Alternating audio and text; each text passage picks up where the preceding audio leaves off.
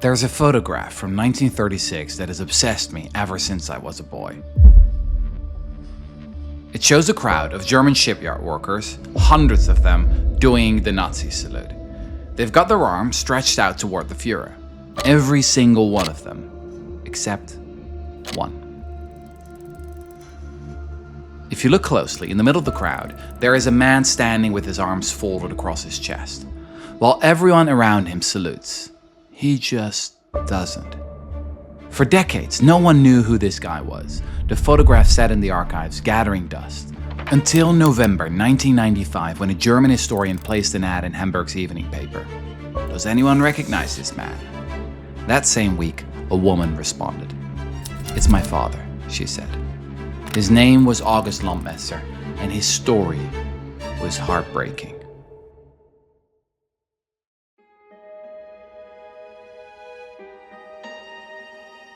In 1931, August had joined the Nazi Party just to get a job, but then he fell in love with a Jewish woman named Irma Eckler. They had 2 daughters together, but in 1938, a month after this family photo was taken, we see a smiling dad and a mother holding her baby tight, the Gestapo came. The children were sent to an orphanage, the mother was sent to a concentration camp and murdered, the father was sent to the front where he was killed in 1944. Today, that picture of August Landmesser refusing to salute is everywhere. On badges and postcards, t-shirts and posters, and every time it goes viral, the commentary is the same. Be that guy.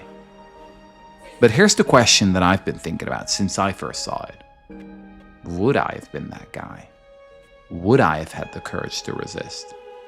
Or, and let's be honest here, would I have gone along with the crowd? Like almost everyone else. The story of August Landmesser confronts us with an uncomfortable truth. Most humans are herd animals. We do what we're taught to do, we accept what we're handed, we believe what we're told is true. We may feel free, but doing what you feel like often means a little more than going with the flow. There's a quote from the anthropologist Margaret Mead that you've probably also seen on a poster somewhere. "Never doubt that a small group of thoughtful, committed citizens can change the world. Indeed, it's the only thing that ever has." That may sound like a happy little motto for idealistic do-gooders, but it's actually a cold, hard observation. What Mead is really saying is that most people stand on the sidelines. The vast majority leave behind nothing but a fleeting footprint and are soon forgotten. Only a small minority of dedicated citizens set the bar high and forged their own path. Along the way, they changed the world. Now, you might think influence is distributed like a gentle bell curve. Some people have a little, others have more, and a small group at the top has the most. But that's not how it works. The reality is extreme. The most influential individuals aren't 2 or 3 times as influential as the rest. They're 100, 1,000, 1,000,000 times more impactful. In statistics, this is called a power law. And here's the thing that might surprise you. It's not just the rich and the powerful who end up on the influential side of that curve.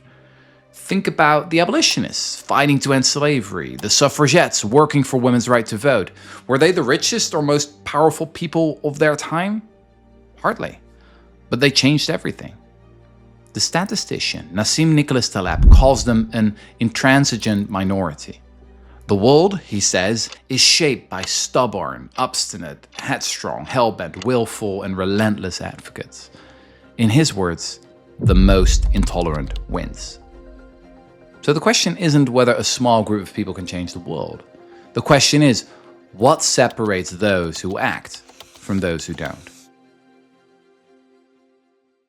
I know few stories that answer this question as clearly as the tale of Nieuwlande. Nieuwlande is a tiny town in the Netherlands, close to the German border. During the Second World War, nearly 100 Jews found a hiding place there. The amount of people in hiding was higher than nearly everywhere else in Europe. Now, what was Nieuwlande's secret? To understand that, you first have to know about a man named Arnold Douwes. Arnold came from the other side of the country, from the town of Boskoop. He'd been a willful child, suspended from school 3 times. As a young man, he couldn't land a job and failed to find a wife. So he emigrated to the United States, where he lived as a vagabond. Eventually, he was shipped out through Ellis Island as an undesirable alien, back to Holland. By then, Arnold was in his mid-30s. By every conventional measure, he was a failure, a nobody. Until May 10th, 1940, when the Nazis invaded. That week, this 34-year-old freewheeler was stopped by a German officer on a motorcycle looking for the way to the city of Leiden. Immer geradeaus, Arnold replied. Keep going straight, as he pointed in the wrong direction. Dankeschön, the soldier said, and rode off. It was the first act of resistance by a man who'd been a drifter in ordinary life, but now found his calling in wartime. Arnold got his start in the resistance by delivering underground newspapers, then moved on to cutting the cables powering German searchlights. Once the authorities were onto him, he tracked cross-country with his bicycle as his sole possession. That's how he ended up in Nieuwlande in the summer of 1942. And there he became the leader of one of the country's largest networks for Jews in hiding. How do we know so much about what happened there? Well, because Arnold kept a journal. He filled 35 little notebooks with his writings, stuffed them into jam jars, and buried them in the gardens of homes in his secret network. After the war, he typed up his notes into a 247-page volume. It's the only known real-time diary written by someone who helped hide Jews in Western Europe. Some Dutch historians consider it as important as the Diary of Anne Frank, except this one was written not by someone in hiding, but by someone doing the hiding. Now, there's something you need to understand about the Netherlands during the war. After the Nazis were defeated, many Dutch people claimed to have been part of the resistance. But that was nonsense. Dutch historians speak of the resistance myth, the fiction that this brave little country rose up as one to challenge the Germans. In reality, there were few serious attempts to resist. My country largely stood by and watched as its Jewish population was carted off to camps. The Dutch police helped catch Jews in hiding. The national railways transported them. And don't get me wrong, most Dutch people weren't Nazis. The majority disapproved. But when it came down to it, most people remained passive. Arnold Douwes was different though, and he had a remarkable method to get people to do what he wanted. He rode his bicycle along the Dutch backroads 7 days a week, rain or shine, asking everyone he could find if they'd take people in. I say asking, but Arnold didn't really ask. He and his comrade Max Léons did the good cop, bad cop thing, with Max politely testing the waters and Arnold taking the direct approach. He bullied one farmer after another into taking in a persecuted Jew, and he was especially ruthless with minsters. He called them out as cowards and hypocrites if they refused to help. If everyone in town was hiding people, Arnold thought, no one could snitch. So he just kept going, kept asking, kept pushing. There's one incredible story about that time Arnold and Max stopped by the home of a certain farmer to get him to take in 2 people. Over a cup of coffee, they broached the subject. The farmer immediately started to object, but Max assured him, they're husband and wife, very sweet people. He added, just a moment, I'll go and get them. And to the surprise of the farmer and his wife, a Jewish couple appeared in the living room. Before he could protest, Arnold stood up. So, that's settled. Good night. The Jewish couple survived the war. What makes someone like Arnold Douwes tick? What separates the heroes from the bystanders? In the 1970s, the first in-depth studies were conducted into the psychology of resistance heroes. The pioneers were Dr. Samuel Ollener and Dr. Pearl Ollener, a husband and wife team who founded the Altruistic Personality Institute in California. They interviewed more than 400 people who helped protect Jews during the war and compared them with bystanders who did nothing. The biggest surprise? Well, I ordered their book, eager to find the answer. I flipped to the appendix, to the tables with all the statistics, and then I saw the same 2 letters over and over again. NS, NS, NS. Non-significant. Turns out that heroes and ordinary people were almost impossible to tell apart. A resistance hero could be shy or self-assured, silly or serious, young or old, pious or scandalous, rich or poor, conservative or progressive. The American psychologist Eva Fogelman, who also interviewed hundreds of rescuers, regularly attended ceremonies in Israel in the 1980s where resistance heroes were honored. And she was struck by how, at a distance, they always looked like a random group of people, like subway riders who were seated in the same car. And yet both Vogelmann and the Olleners reached a couple of tentative conclusions, a few modest effect sizes with some statistical significance. First, feelings are overrated. Very few rescuers reported being motivated by deep felt sympathy. Many who helped save Jewish lives said they put aside their emotions in order to function effectively. You had to steal, falsify, bribe, manipulate, or even kill. Above all, you had to be a good liar. Second, a substantial number of rescuers had similar upbringings. Their parents instilled in them a strong sense of self-worth and taught them to think for themselves. Psychologists call this our internal locus of control, the sense that you are in charge of your own life. Third, and this is fascinating, both communist and Orthodox Christians were overrepresented. It wasn't the middle ground that rose up to resist the Nazi occupiers, but those on the flanks. As one survivor said about his devout Christian rescuers, they won't patronize the shop of a grocer who, in their eyes, is too left-wing, but they will take in the Jews he was hiding as part of the shared struggle. And yet, the question remains, what was so special about the tiny town of Nieuwlande? How could it be that so many Jews found a hiding place there? Did it just happen to be home to lots of people with an altruistic personality? In the 1990s, a new generation of researchers came along who were critical of the earlier studies. Professors Samuel and Paul Ollener were seen to rely on circular reasoning. Why did some people risk their lives for others? Answer, because they were good people. Why were they good people? Because they risked their lives for others. Now, these new researchers shifted the focus from the psychology of the resistance to its sociology. They stopped looking at rescuers' motives and started looking at their circumstances. Were resistance heroes generally friends, family, or acquaintances of those they hid? Perhaps. Well, they were not. More than half had no pre-war relationship with any of the Jews they helped, and nearly 90% helped at least one stranger. What about having a basement, an attic, or some savings tucked away? Did that play a role? Again, no. The only thing that seems to have made any difference was how many rooms your house had, and that effect was minimal. But then, they found it. It turned out there was one variable that determined almost everything. A new analysis of data gathered by the Olleners showed that when this condition was met, nearly everyone took action, 96% to be precise. And what was that condition? Simple. You had to be asked. Even today, people in the Netherlands debate the question of whether we knew what was happening, what the Nazis planned to do to the Jews. But if you read about the people who resisted, you realize there are two forms of knowing. You can know something and then do something about it, or you can know something and look away, afraid to face the consequences of what you know to be true.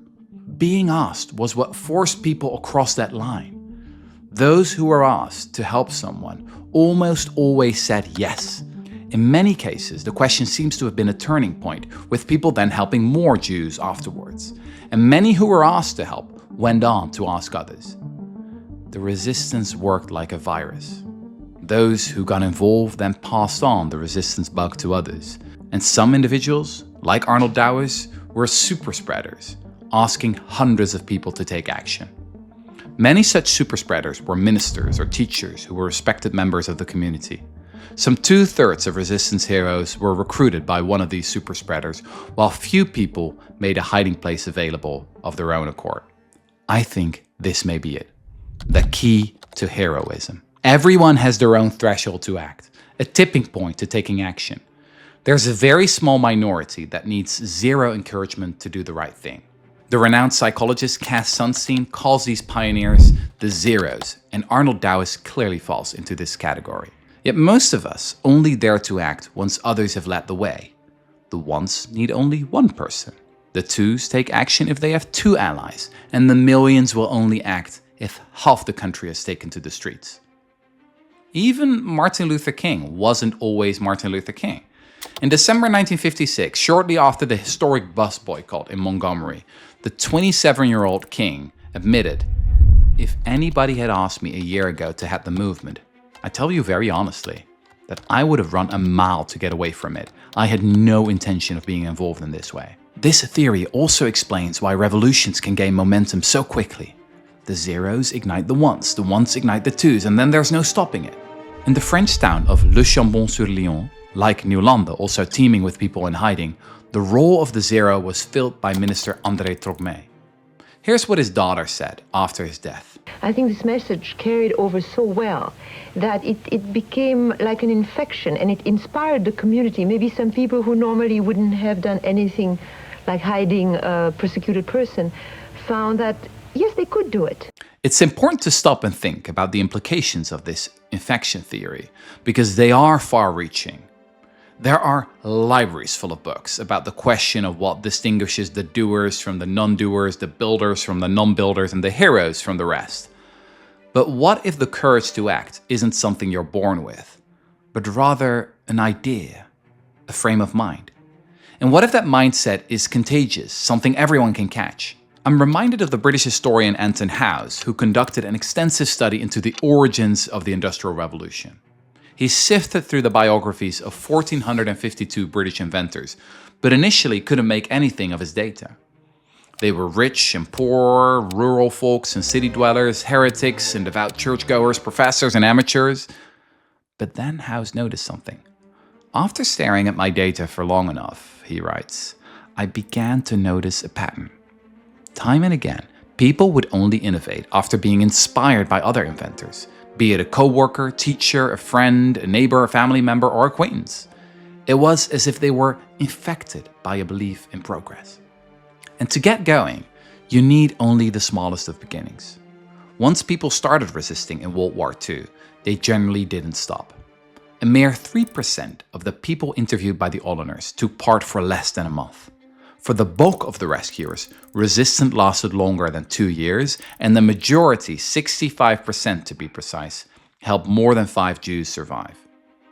If you want to change the world, then it's not so much about whether you're cut out for it with your precise mix of personality traits. It's not about who you are, it's about who you can become. You don't do good things because you're a good person. You become a good person by doing good things. Most of us, of course, aren't zeros like Arnold Douwes. But if you're open to being inspired by others, you can lower your own threshold for taking action. So expose yourself to the virus. Get started. And once you've started, ask others to join in. And then there's one last thing. Something I need to tell you about that photograph I opened with. Remember August Landmesser, the man who refused to salute? The guy on the t-shirts and the posters? There is a side note to his story that is usually left out, likely because it's not very inspiring. On November 15, 1995, the very same day Landmesser's daughter saw the ad in the Hamburg paper, someone else recognized the photo. And he thought it was his father, Gustav Weigert. But when the newspaper published Landmesser's gripping story a few days later, his son decided not to respond out of respect. Here's the thing though, we now have strong indication that it's Gustav Weigert and not August Landmesser in that famous photograph from 1936. We know for certain that Weigert worked at that shipyard. We know he consistently refused to do the Nazi salute. And the resemblance? I think it's even more striking than Landmesser's. So why does this matter? Because, according to his son, the deeply religious Weigert thought it was blasphemous to revere a fellow man as a saint, even when it was Adolf Hitler. Whenever someone said, "Heil Hitler," to Weigert, he'd respond with a simple, "Guten Tag." And that was it. That was all there was to the famous photo. Nothing indicated Weigert was sympathetic to the fate of the Jews. He continued working for the German war industry until the very end, and differed little from most other Christians in Nazi Germany who did nothing to resist the regime. So here's where this leaves us. The man on the t-shirt, the icon of resistance, the guy whose photo everyone shares online, may not have been a resistance hero at all. He may have simply been a man who folded his arms. Brave, yes. Admirable, sure. But he didn't save a single life. You know who did? Arnold Douwes. Maybe we should put him on a t-shirt. Douwes didn't just refuse to go along. He got on his bicycle, rode through the rain, knocked on doors, and asked people to act. He was rude about it, he was relentless, and because of him, nearly 100 Jews survived in a tiny village where, by all rights, they should have been discovered and killed. More than 70 years ago, in one of his most famous sermons, Martin Luther King emphasized that nonconformity isn't in itself a virtue. It's not about what you think or say, it's about what you do to move the needle and win the fight against injustice. So, would I have joined the resistance? I honestly don't know. But I've come to think it's the wrong question. It was never about folding your arms in a crowd. It was about what you did when someone knocked on your door and asked you to hide a stranger. The real question isn't, would you have been the man in the photograph? It's, who's asking you? And if no one is, who are you asking? If you want to go deeper on this video is based on chapter 2 of my book, Moral Ambition. It covers this research and much more. Link in the description. And if this video made you think, share it with someone. Consider it your first ask.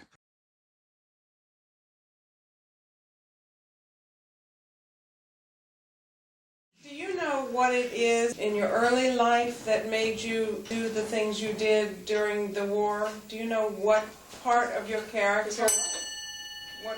Well, it's simply, I think it's very simple. Okay. You could better ask, why, if you hadn't done, why didn't you do these things? You could do nothing else. It's as simple as that. It was obvious. You had to do these things. Look, when you see an injustice done, you do something against it. When you see people being persecuted, and I didn't care whether they were Jews or Eskimos or Catholics or whatever, they were persecuted people, and you have to help them.